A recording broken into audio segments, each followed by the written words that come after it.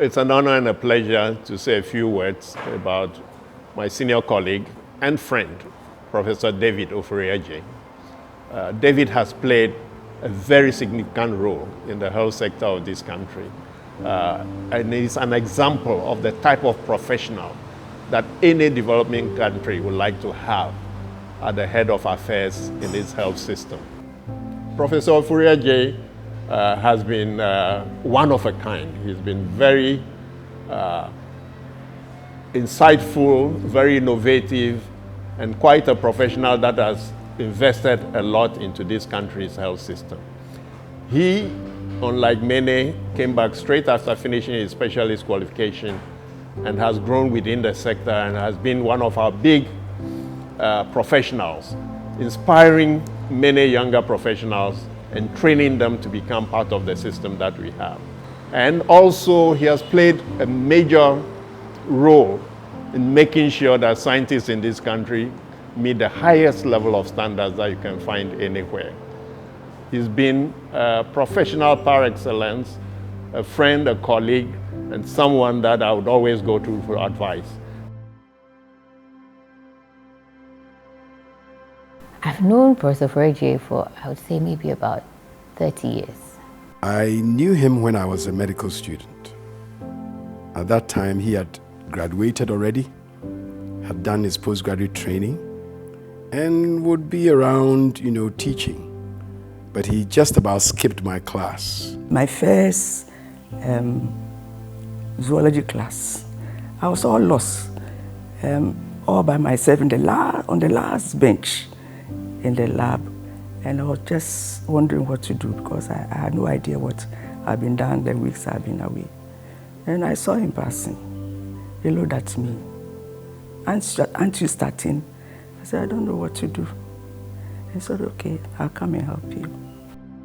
My first contact with him was when I was a house officer. I was a house officer to his wife in the pediatrics block. So that probably is, let's say, 35, some 40 years ago. I had known Professor David Adjei, since 1988 as a medical student.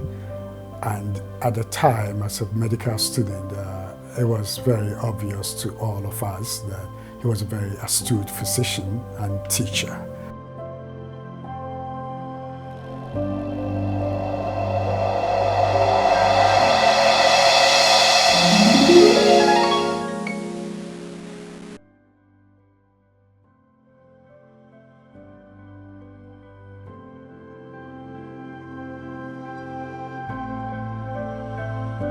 My name is David Adjei. I was born at Prestia, where my father was working at the mining company there. It's called Ariston Gold Mines, 1929 Limited. I am the 6th of 11 offsprings from my mother, so I'm bang in the middle. I went to school at the Prestia Methodist Mixed School from Class 1 to Form 2. Then I passed my common entrance examinations and I went to Mfantsipim School. And I did my O-levels and A-levels at Mfantsipim School, after which I entered the University of Ghana Medical School to do pre-med and finally medicine, graduating as a doctor. Subsequently, whilst doing my postgraduate program, I got a scholarship from the British government to go and do my specialty in internal medicine in the United Kingdom. I spent most of my time in Scotland and also in England itself. Whilst preparing to come home, a professor who has been a very good friend of ours in medical school had started a new department in the medical school called the Center for Tropical Clinical Pharmacology and Therapeutics. And when he heard that I had done infectious diseases whilst in the UK, and I also did gastroenterology whilst I was in the UK, he suggested that it would be nice if I could join him at the center so that we move it forward. So I returned home in 1982, was appointed a lecturer in the University of Ghana Medical School, first in the Department of Medicine, and then subsequently at the Center for Tropical Clinical Pharmacology and Therapeutics. Interestingly, my first encounter with him was I was looking for a job at the CPT, and he came across as very affable, and he said, if you want a job, send me a letter. And those were the days of aerograms. David was lovely, and he said, you have a master's, you can do a PhD. Finish the PhD before you join us. And that is what happened. As a postgraduate student here in Ghana, I had already started teaching in an area called pharmacology to Bachelor of Science nurses at Legon on a part-time basis, because I had developed an interest in the mechanisms of action of drugs, medications, an interest in research into those areas. And Professor Adjei is a trained clinical pharmacologist. So in my discussion with him during my more senior postgraduate training in the UK, when I came back on holiday, he had suggested, you've been doing this a long time. Why don't you, develop a greater interest in it and work in the area? So I did. 2006, I was in a dilemma, should I come home or not? And I paid a visit here just to do some groundwork, check feasibility. And at the time, he was the director of Noguchi Institute for Medical Research. I remember very well David telling me that if I were in your shoes, and I probably would not come to Ghana now, have you considered serving as a bridge between your university, and I was at Yale University at the time, and Ghana? And he challenged me that, can you imagine the good that you can do? People may not know, but he actually led us to put in, let me call it an institute-wide program to look at Borrelia ulcer. We have worked in various areas in the pharmaceutical sector, access to medicines, and all the issues related to medicines. Of course, over time, we also started working on issues around diseases like malaria, diabetes, and so forth and so on. My working life with Professor David Adjei and how he has impacted not just myself, but all his colleagues, his peers and his seniors, stem from the fact that he really teaches by doing.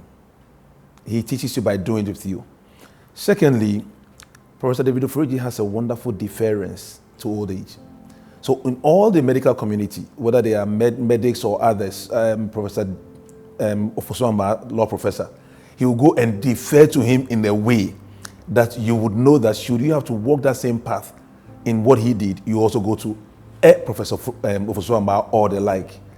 So among the seniors, he was very deferring and yet very influential, because I believe his deferment allowed them to listen to him.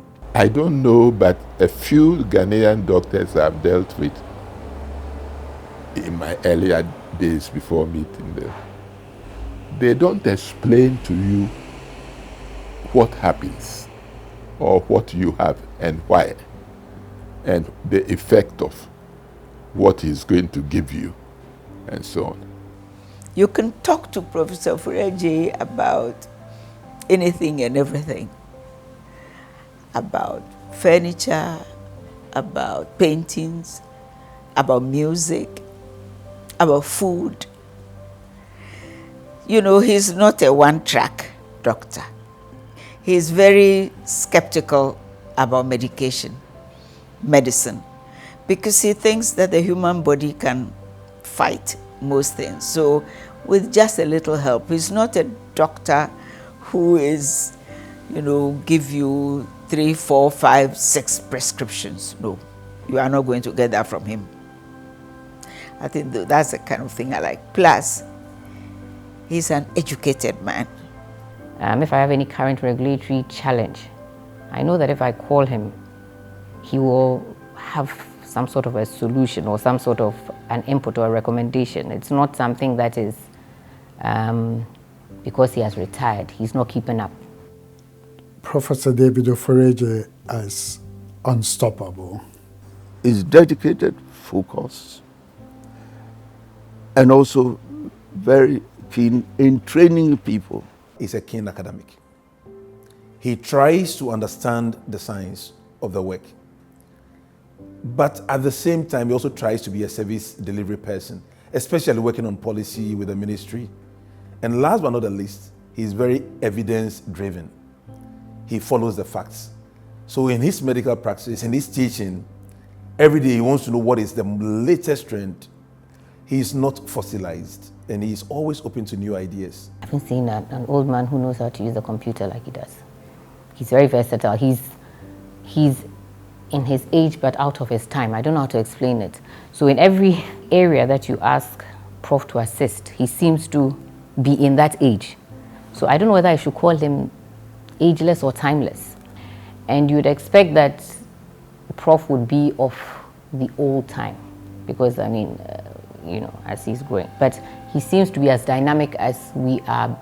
Regulation is dynamic.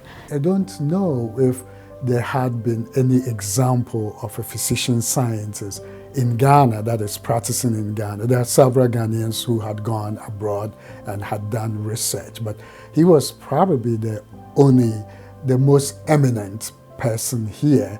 And he told me that maybe we could work on this concept and help the nation. So we have had this program, summer program we call, since 2007.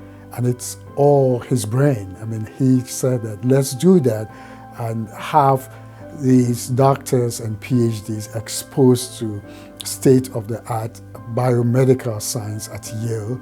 And when they come here, they would be able to be a cohort that could train. And over the years, we have actually probably trained or have over 40 Ghanaians doing that. Bringing together pharmacists in this country, medics, policymakers, administrators, all looking at this very important area of medicine procurement, medicines access, medicines distribution, fake medicines, safe medicines. He may not have had a direct hand in it, or maybe he did.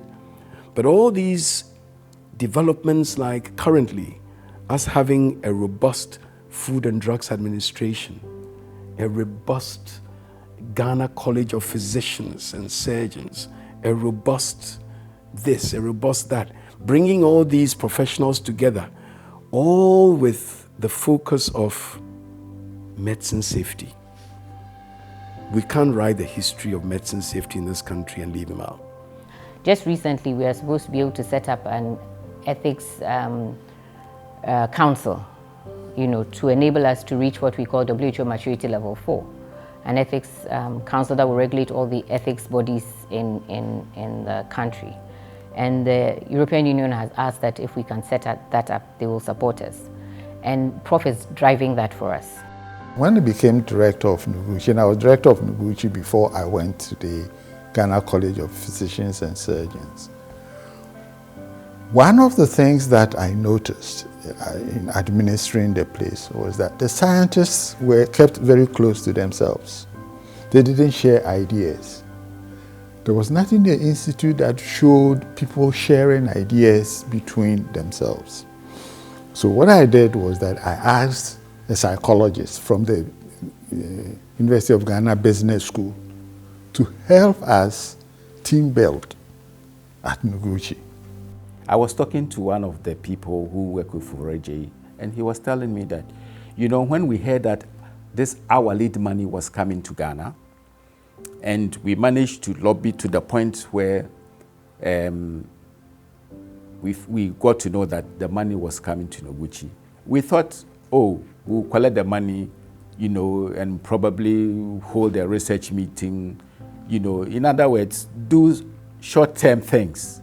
But Prof. Adjei decided that no, we are going to use this money to put up a clinical trial facility. And that is still sitting there, monumental. It's probably the only, it's not that probably, it's the only one in the country with all the facilities that you would expect to see in a clinical trial. Internationally, I have worked with Management Sciences for Health, which is a US company that works mainly for the USAID. My involvement began when we decided to set up an international network for the rational use of medicines.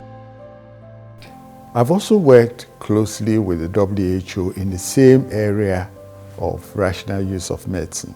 Actually, I've been engaged with the WHO in the development of the model list of essential medicines that the WHO produces regularly for countries to copy or adapt for their use if they don't have the mechanism to do one of their own. My other area is with scholarly publications. Adjei will remember for many, many things. He's a man of foresight and visionary. A case in point, COVID epidemic. Most of the students that had come through Yale were actually the people who spearheaded the COVID pandemic here.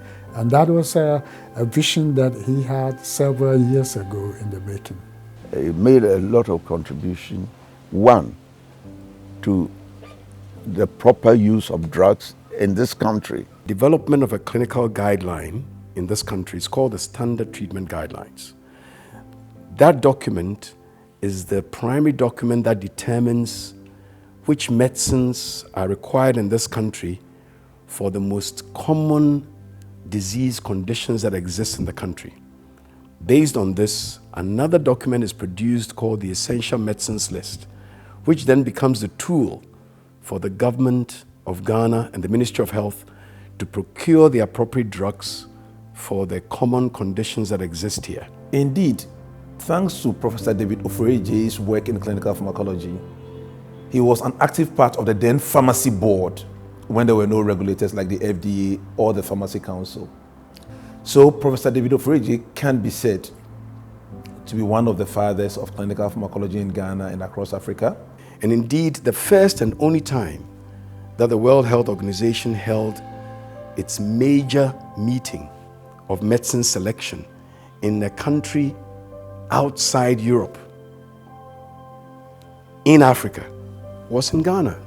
And it was under nobody else's direction but that of Prof. Adjei. Prof. Adjei is one of the few professors. I'm in academia myself, and I would tell you there are not many people who have titles that actually practice it. And he's one of the few for me, especially in the area of medicine. He understands his field, he practices it, and he makes it simple. I don't think there's a simpler way I could put it. Yeah, he's been that sort of person, allowed you to do what you wanted to do with the guidance. So I wouldn't say I've had much of any difficulty with him. Our relationship has been, right now I'd even describe it not as a father-son relationship, more like brothers as I've grown up. He has been very active in bringing up young colleagues along with him, teaching at all levels, undergraduate and postgraduate, and he's doing very well.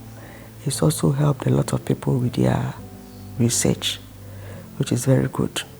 Because personally, I think the future of the nation is to have more well-trained younger colleagues to take off from where the older ones have left off. He should continue to mentor. Mentorship is a continuous process. It never ends. And we thank him for what he has done for the medical school, for the University of Ghana, and for the country at large, and also for the individuals who've benefited from his mentorship. And so it's with a great pleasure and quite an honor that I say hello to David and thank you for your service to Ghana, and that you are one of the greats in the health sector of Ghana.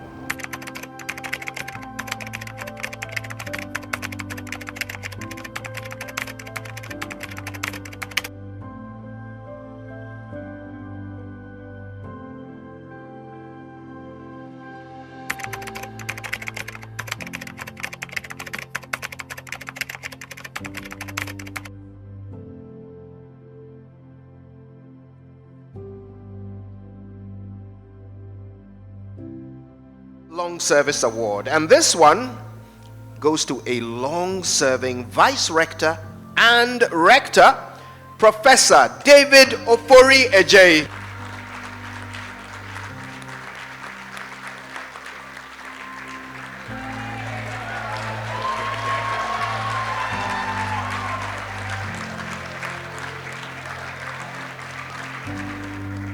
Congratulations, Prof.